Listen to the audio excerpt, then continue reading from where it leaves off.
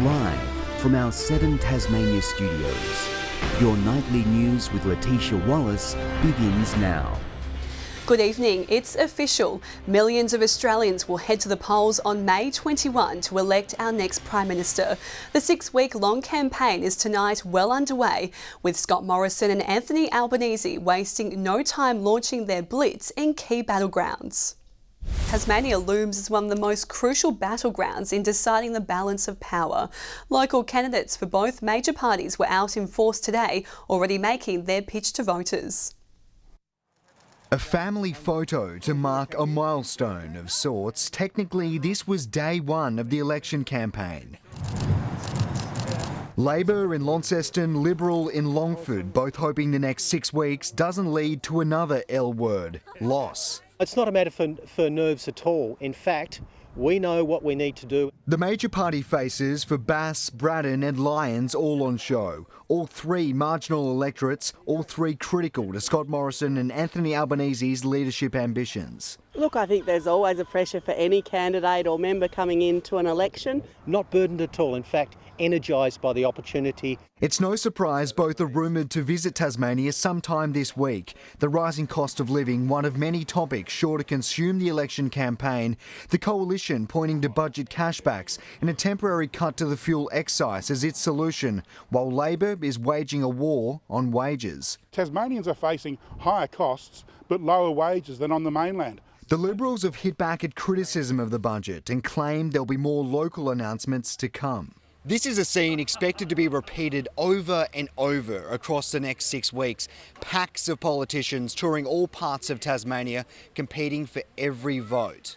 Whatever it might be, people need to know what we stand for. Greens frontman Peter Wish-Wilson is again putting his hand up for the Senate, calling for greater action on climate change. Popular MP Andrew Wilkie will vie for the seat of Clerk, but won't be resting on his laurels. I think as soon as a member starts taking their seat for granted, then they're arrogant and they deserve to lose the seat. His political fate, like a swathe of others, lies in the hands of voters. Garth Burley, 7 Tasmania News. Turning to the day's other news now, and a 31-year-old man is fighting for life following an alleged stabbing in the state's south.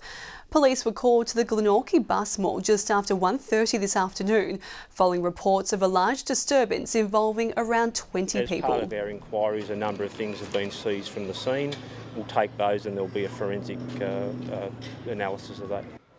A 17-year-old man is in custody and is assisting police with their inquiries. Anyone with information is urged to contact Crime Stoppers. A woman in her 90s has become the 34th person to die with COVID in Tasmania. The woman died in a residential aged care facility in the state's north on Friday. It comes as COVID cases continue to drop for almost a week, with 1,414 new infections recorded. One person is being treated in the ICU. Huon Valley residents have rallied together to raise awareness for mental health. The inaugural Hilltop hike challenges people of all ages to speak up about suicide. Climbing the hills of adversity, the Huon Valley community is on the right track to raise awareness for mental health. A small community like this, everyone knows everyone and everyone's impacted, so it's good that people can rally around. It gives people a lifeline to reach out and talk if they need that help. It's a really strong message that we want to try and get across, is that, when times are difficult, get your friends and family, your work colleagues, your teammates and get them around you to help you and support you. The first Hilltop hike event was sparked by a number of recent suicide-related deaths in the region.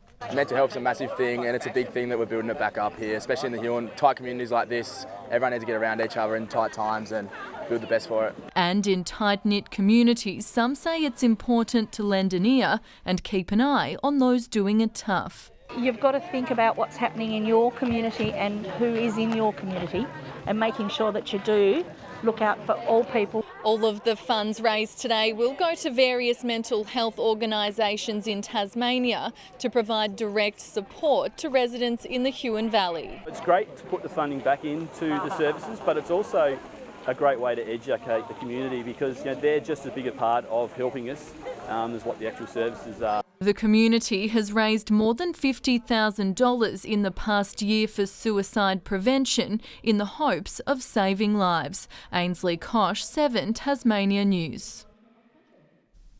And if this story has raised any concerns, you can contact Lifeline on 13 11 14. Beer connoisseurs have spent the weekend sipping on the state's best beverages at the Fresh Hops Beer Festival, the annual event allowing local and interstate brewers to showcase their drinks and celebrate hop harvest.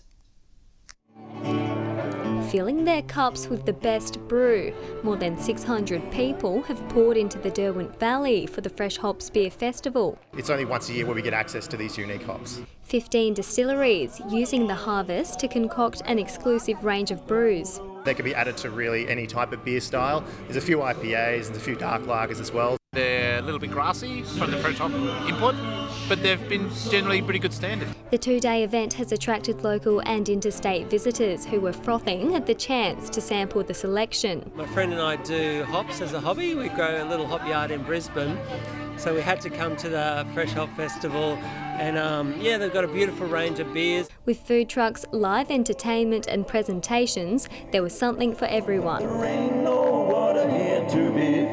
14 amateur beer makers also put their fermenting abilities to the test in a homebrew competition, with a prize pack going out to the winner.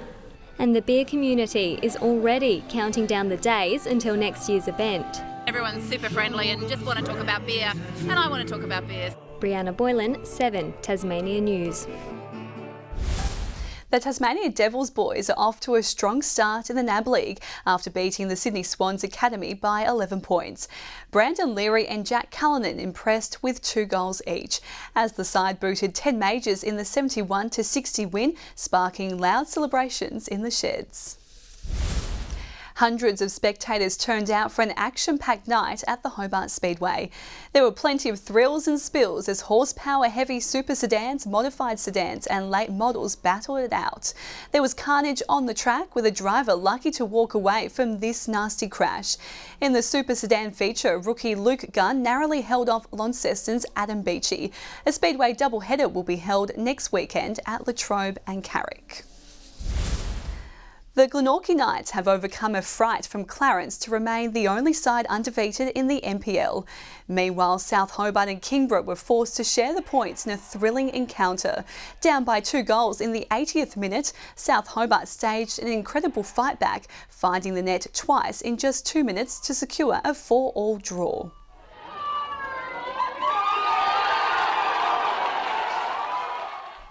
In the Women's Super League, Clarence rammed home 10 goals in the second half against Taroona to cruise to a 14-0 victory. Good evening, everyone. Hobart saw the state's top today of 27 degrees, Launceston and Burnie both 23 and 21 in Devonport. Across the state, 26 in Grove and Bushy Park, Friendly Beaches and Smithton 25, Flinders Island and St Helens 24 and 23 on King Island and in Strawn. Cloud can be seen right across the state today, with thicker frontal cloud band over to the west of the state. Further out, a smaller frontal band lies just south of Perth. Cumulus cloud is scattered across eastern states, while the rest of the mainland is mostly cloud-free. Tomorrow, a cold front can be seen near northern Tasmania, extending over the Tasman Sea, and a broad area of high pressure lies to the west. Weak troughs continue over the rest of the country. South to southwesterly winds tomorrow 15 to 25 knots, reaching up to 30 knots about the north, east and south in the morning. Swells 3 to 4 metres in the west and south. And there is a strong in-morning current for the central north coast, the east coast and the southwest coast. Cloudy and 16 in Hobart tomorrow, 15 in Dover, ooze 14 and cloudy. Launceston 19 and partly cloudy, 18 in Devonport, Scottsdale a shower or 2 and 17. Partly cloudy and 17 in Burnie tomorrow, 15 and possible showers in Strawn, Stanley 18.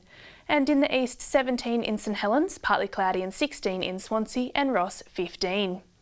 Looking on to Tuesday, showers about the west and far south, fine elsewhere. Fine apart from showers mainly about the southwest on Wednesday.